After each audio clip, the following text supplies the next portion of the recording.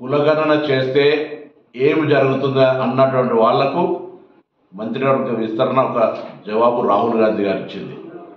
మొన్న జరిగినటువంటి ఎమ్మెల్సీ ఎన్నికల్లో 5 ఎమ్మెల్సీ ఎన్నికలు బలహీన వర్గాలకు సామాజిక న్యాయం జరిగితే తిరిగి ఈరోజు ఏర్పడుతున్నటువంటి మంత్రివర్గం కూడా అదే సామాజిక న్యాయానికి ప్రాధాన్యత ఇచ్చింది. ఇది కాంగ్రెస్తోనే సాధ్యం. రాహుల్ గాంధీ గారికి ధన్యవాదాలు, సోనియా గాంధీ గారికి, మల్లికార్జున ఖార్గే గారికి, ముఖ్యమంత్రి రేవంత్ రెడ్డి గారికి, పిసిసి మహేష్ కుమార్ గౌడ్ గారికి హృదయపూర్వకంగా ధన్యవాదాలు తెలియజేస్తా ఉన్నాను.